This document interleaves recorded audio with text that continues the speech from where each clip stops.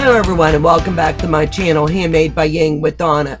Today is August the 17th and I'm going to talk to you about a few little items and things that I'm getting built up for my little toolbox of FPP. Things that I'm learning that I needed that I've never had, or I have and didn't know that they belonged in separate little categories in my sewing space. So with that being said, I'm talking about FPP and little projects along the way. I did an open gate project box in the month of July. One of the things that Monique came up with was these handy little caddies. Now, aren't they just adorable? So her project came with enough items to do one project, but there was also bonus fabric, or you could pull from your stash. So the first one I did, and it's just in my sewing space because I have a nice window ledge here. So I'm making up a bunch of these just to put my things in little categories. So when I'm working, I can pull that over to my space and make my life just a little bit simpler.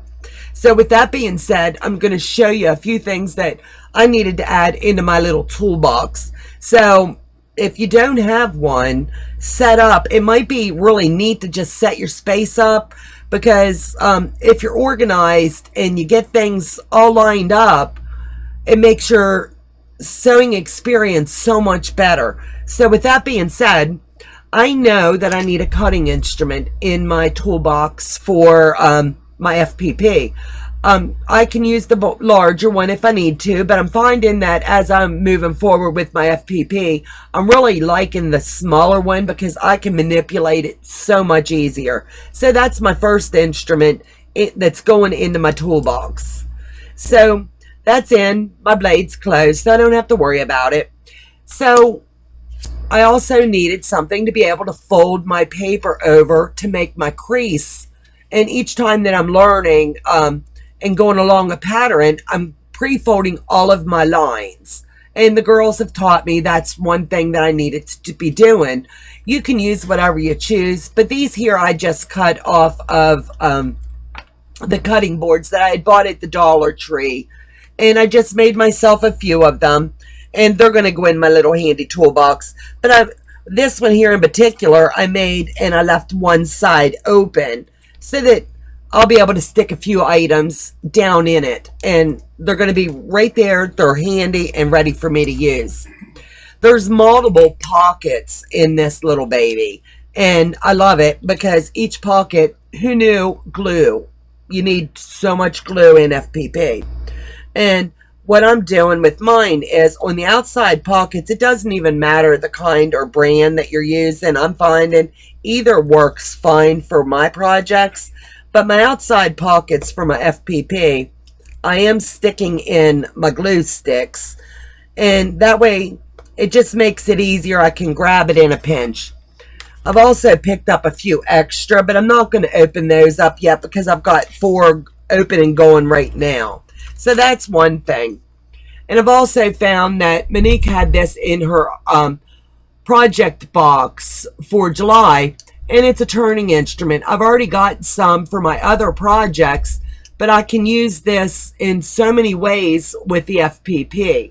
So I'm going to go ahead and stick that into this basket of goodness.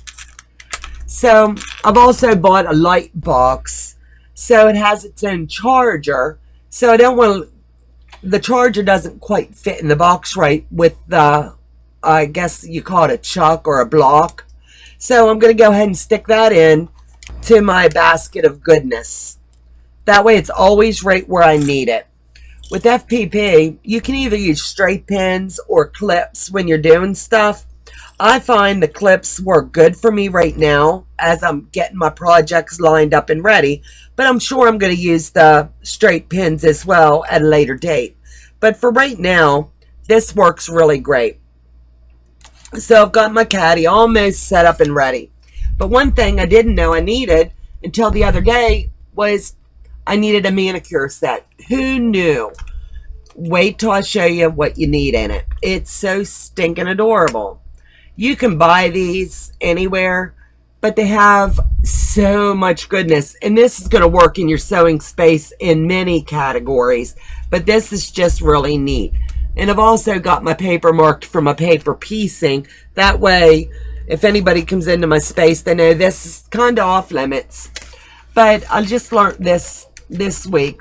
I'm working on some of my bulbs for my Christmas table runner. And I've got one, I'm calling it the shattered bulb. So I'll show you. When you're doing your FPP, and we all, I can't say we all, I'll say I have learned that every once in a while there's that little section of paper you just can't get. Your little tool that's in your manicure set snips right up in there, and it snips it out ever so easy. And when you're sitting watching TV and you don't have anything else to do, you can use this and it gets every little piece out. You're not damaging your seams at all, and all you're doing is running it right up where your thread is, and it pops it straight out, and you've got a good clean line. Now, how easy was that? And there's none left there in that seam. I was using my fingers, and I was like, oh, I'm not sure if I'm liking this, but it plucks the paper, and it's just so neat. And like I said, I read a lot when I'm learning something, because I want to know the easiest, most efficient way that I can do things that's time savvy.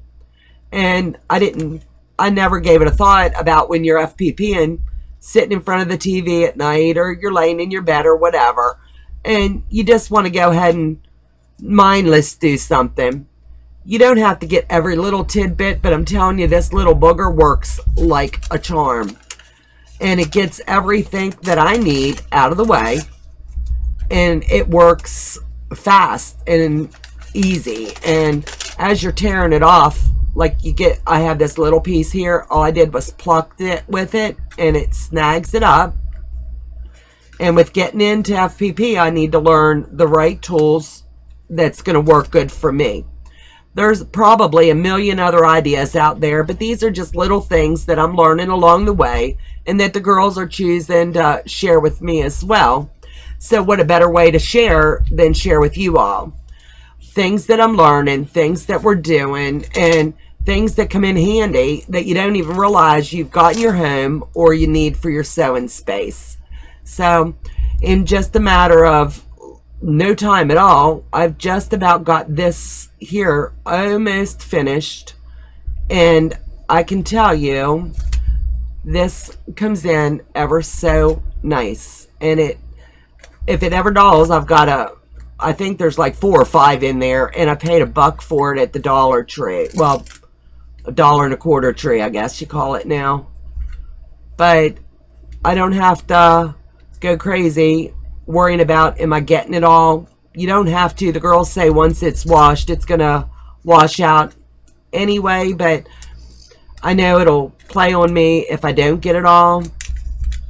So I just want to show you how simple, and it's a game changer, because I was like leaning on, oh, I don't know about all this extra ripping the paper and all that, but I'm telling you, oh, now I'm really liking this FPP.